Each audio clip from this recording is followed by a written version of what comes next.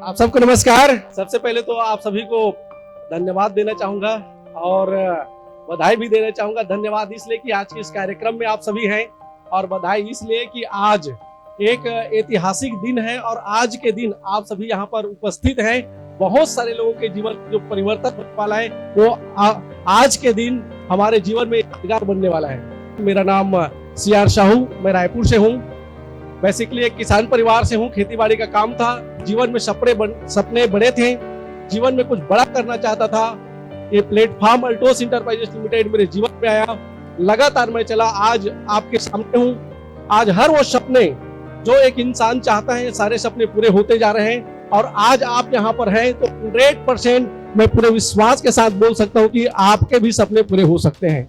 100% आपके भी सपने पूरे हो सकते हैं, क्योंकि अभी बड़ी बड़ी प्लानिंग होना बाकी है। बड़ी प्लानिंग आज होने जा रहा है, तो 100% आपके भी सपने साकार होंगे। साथियों, आज हर व्यक्ति ये जो जीवन मिला है, इस जीवन को बेहतर बनाना चाहता है। आप चाहते हैं कि नहीं? हर कोई चाहता है, और बेहतर बनाने के लिए हम सभी बहुत सारे काम करते हैं।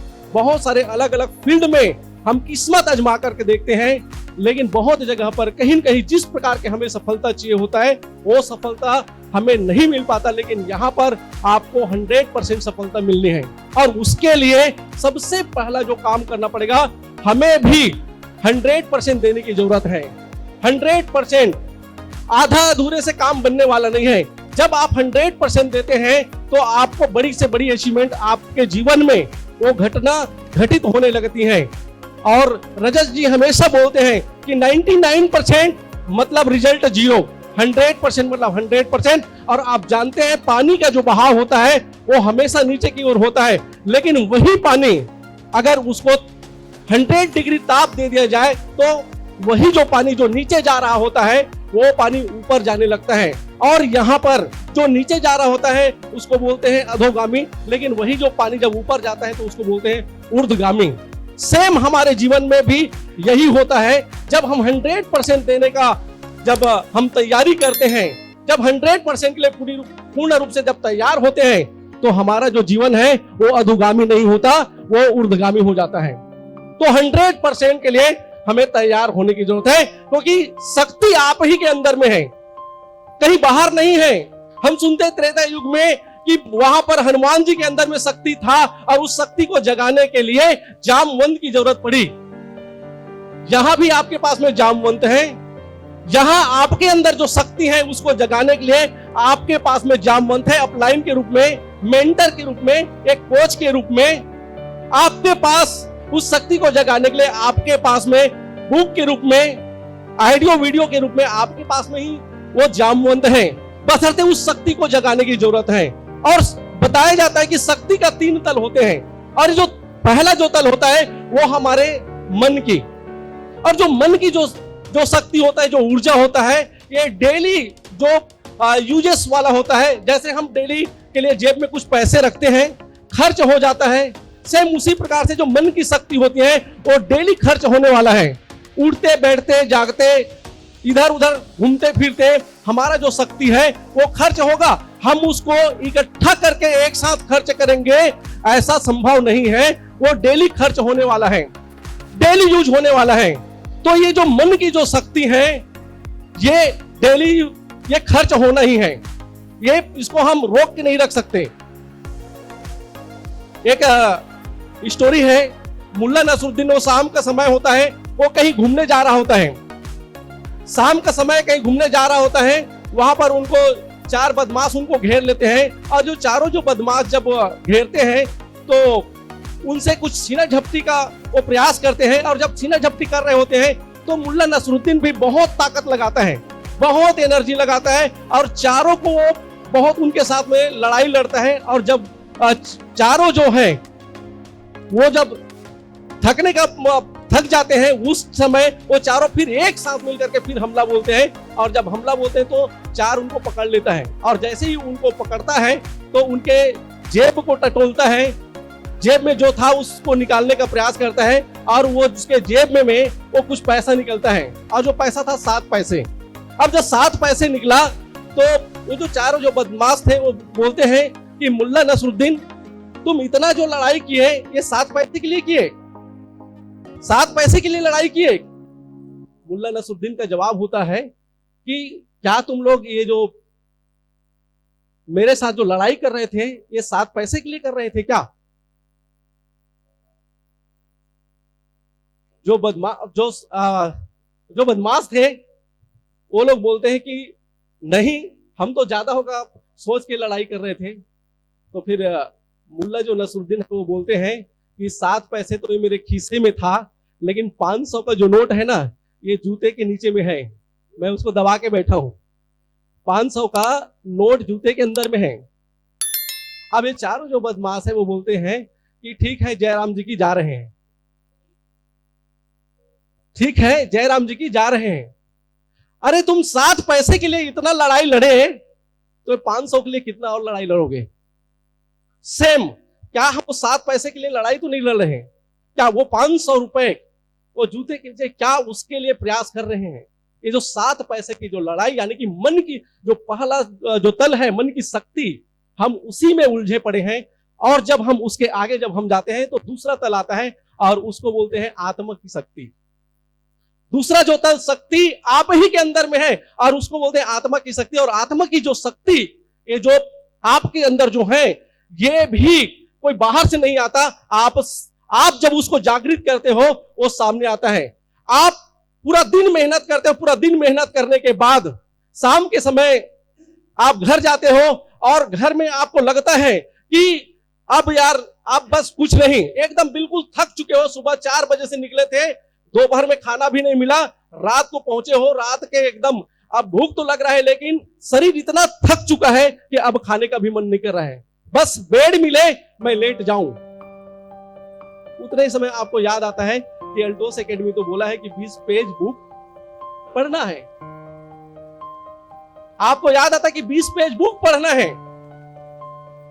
शरीर थक चुका है, मन भी जवाब दे चुका है, चलो छोड़ो कल पढ़ लेते हैं, क्योंकि शरीर में तो अब जान ही नहीं है, आपको लगता है। लेकिन कुछ समय बाद पता चलता है कि घर में आग लग गई है। हाँ जी, घर में आग लग गई है। क्या अब भी आप सो पाओगे? ये शक्ति कहां से आया? अभी एक पल पहले आप बोल रहे थे कि नहीं बस अब हो गए, अब कहानी खत्म, अब बस रेस्ट करना है, मतलब चला नहीं जा रहा है, 1 पेज बुक अभी पढ़ा नहीं जा रहा है। लेकिन अभी आप जब पता चला कि आग लग गया है तो आप उठ खड़े हुए और उसको बुझाने का प्रयास कर रहे हो, पानी में आग डालने का प्रयास कर रहे हो, आप मेहनत करना शुरुआत कर दिए। अब घर के लोग बोल रहे हैं कि तू बहुत थका हुआ है, अब आराम कर। नींद आएगा क्या?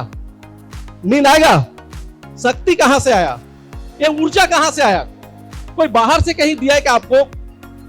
नहीं, वो ऊर्जा आपके ही अंदर था, छुपा हुआ था। वो ऊर्जा अब जागृत हो चुका है। यह दूसरा तल। और तीसरा तल है वो परमात्मा का है। जब आप तीसरी शक्ति में जब आप जाते हैं, और उसके लिए अभी सर ने बहुत ही शानदार, कोमल जी ने आज यहाँ पर स्टेज से बहुत सारी बात उन्होंने बताया। आपका जो मेडिटेशन से ही आप अपनी तीसरी शक्ति को जागृत कर सकते हैं, और ये भी आप ही के अंदर में है। और जब तीसरी शक्ति आपके अंदर में जो है उसको आप जागृत कर लेते हैं, तो पहले आप सुने हैं कि बहुत सारे संत महात्मा लोग जब आशीर्वाद देते थे तो उनका आशीर्वाद फलीभूत होता था। बहुत संत महात्मा लोग जब शराब देते थे तो शराब भी लग जाता था। सुनते थे? ऐसा कैसे होता था? उनकी तीसरा जो शक्ति का जो तल है वो जागृत हो चुका है। और जब इंसान की जो तीसरी शक्ति जब जागृत होता है तो बड़े बड़े कारनामे कर सकते हैं। और उसमें से आज बहुत सारे लोग इस हाल पे जो बैठे हो, ये तीसरी शक्ति को जगाने वाले ही लोग हैं, बशर्ते उसको जानना पड़ेगा। वो तीसरी शक्ति, उसको जगाना ये आपके हाथ में है, और वो जग गया मतलब आप कारनामा कर सकते हैं। Royal crown ambassador, double crown ambassador, universal crown ambassador, ये जो पिन है ये भी छोटा पड़ जाएगा जिस दिन आपकी तीसरी शक्ति जग जाएंगे। क्या उसके लिए तैयार हैं? जब तीसरी शक्ति को जब जागृत करेंगे तो उस बीच में बहुत सारे समस्याएं आएंगे, और समस्या के ऊपर में बहुत सारे बात हुए। समस्या है तो समाधान भी है, समस्या है तो समाधान भी है। और जो समस्या ये हर एक के जीवन में आया है। आप जब रामायण की बात करते हैं तो भगवान श्री रामचंद्र के जीवन में क्या समस्या नहीं था? उनके जीवन में भी समस्या था। मिलना था उनको, होना था राज तिलक, मिल गया। समस्या जब जंगल में गए तो माता सीता को भी हर लिए और कुछ समय बाद भाई लक्ष्मण को शक्तिबाण लग गया। जब उनको जागृत करना था, उनको संजीवनी देना था, तो पता चला कि हिमालय पहाड़ में वो संजीवनी है। उसको लाने के लिए समस्या था। पता चला कि कोई लाने के लिए जाने के लिए तैयार है, तो वहां पर कैसा वो संजीवनी है उसको पहचानने में भी दिक्कत था। जब ये भी क्लियर हुआ कि हनुमान जी जाएंगे, तो हनुमान जी के लिए भी समस्या था। बीच में आई सुरसा, काल नेंगी, आया कि नहीं आया? और एक आया कि आप अगर सूर्योदय से पहले नहीं आएंगे तब भी लक्ष्मण बचने वाला नहीं है। वहां भी समस्या था। लेकिन समस्या को अगर आप उसको जागृत अवस्था में देखेंगे तो जो समस्या है ना वो धीरे धीरे वो हट जाता है। अगर जब आप समस्या को सुलझाने का प्रयास करेंगे ना तो धीरे धीरे और उलझते चला जाता है। तो समस्या को एक तटस्थ भाव से, जागृत भाव से देखने की जरूरत है, या फिर उसको दुत्कार की जरूरत है। जैसे आप चल रहे होते हैं, कुत्ते पीछे पड़ते हैं, अगर आप डरेंगे तो वो और दौड़ाएगा, लेकिन जब आप खड़े हो जाते हैं ना तो कुत्ता भी खड़ा हो जाता है। हाँ जी, समस्या ऐसी ही है, समस्या हर जगह है। वहीं पे एक दृष्टांत आता है, हनुमान जी, अब वो समस्या तो था, समस्या से घिरे हुए थे, लेकिन उसको क्लियर करना था। तो सूर्य भगवान को भी वो प्रणाम करते हुए विनय पूर्वक वो बोलते भी हैं। मैं जब गांव में था बचपन में, तो मैं हनुमान का पाठ करता था और वहीं से मेरे को ना समस्या के ऊपर में प्रेरणा मिली। हनुमान का पाठ करता था, बिल्कुल आज से लगभग 20 साल पहले की बात है। तो हनुमान जी क्या कहते हैं? हनुमान जी बोलते हैं कि अन्यथा क्षमा करना दिनकर, अन्यथा क्षमा करना दिनकर। किनको बोल रहे हैं? सूर्यदेव को। क्योंकि सुबह होने से पहले मेरे को ये पहुंचना है, तभी लक्ष्मण जी बचेंगे। तो अब प्रेम पूर्वक भी और नहीं तो दुत्कार से भी वो समझाने का प्रयास करते हैं। अन्यथा क्षमा करना दिनकर, अंजनी तनय से पाला है और बचपन से तुम जान रहे हो हनुमंत कितना मतवाला है। बातों बातों में कैसे, देखो बातों बातों में कैसे धमकी भी दे रहा है कि बचपन से तुम जान रहे हो हनुमंत कितना मतवाला है, और मुख में तुमको धर रखने का फिर वही क्रूर साधन होगा। क्या बोलते हैं? मुख में तुमको धर रखने का फिर वही क्रूर साधन होगा, और बंदी मोचन तब होगा जब लक्ष्मण का दुख दूर होगा। तो समस्या ये स्वाभाविक सी चीज है, वो आएगा। और स्वामी विवेकानंद जी बोलते भी ना कि जीवन में अगर समस्या नहीं है तो ये जीवन व्यर्थ है। आना चाहिए, ये जीवन व्यर्थ है। तो साथियों, हमें समस्या से बिल्कुल भी नहीं घबराना है, वो समस्या को हमें सामना करना है। 100% यहां पर जो चाह रहे हो आप, वो सारी चाहत आपकी पूरी हो सकती है। चाहते हो? जीवन में सफलता के लिए 4 प्रश्न आप स्वयं से पूछें। आप बड़े से बड़े अचीवमेंट जो चाहते हैं, मैं बिल्कुल 100% पूरे दावा के साथ बोल सकता हूं, जिस दिन आप अपनी शक्ति को जागृत कर लिए, जिस दिन आप 100% देने के लिए तैयार हो गए, और ये 4 सवाल अगर आप अपने आप से पूछ लिए, तो मेरी गारंटी है आपको यहां पर आने से कोई नहीं रोक सकता। हेलो, वो 4 सवाल स्वयं से। पहला, अल्टोस क्यों करें? क्यों नहीं करने का? आपके पास में हजारों कारण हो सकते हैं, लेकिन करने का जिस दिन एक कारण बन गया, उस दिन आप क्राउन एम्बेसडर। हेलो, उस दिन आप क्राउन एम्बेसडर। पहला, क्यों करना है? अल्टोस बिजनेस क्यों करना है? कारण बहुत सारे हो सकते हैं, उसमें नहीं जाऊंगा। बहुत सारे कारण, हर वो सपने जो जीवन में कभी आप देखे हैं, आप उसको लिख सकते हैं। और दूसरा जो कारण है, क्यों नहीं,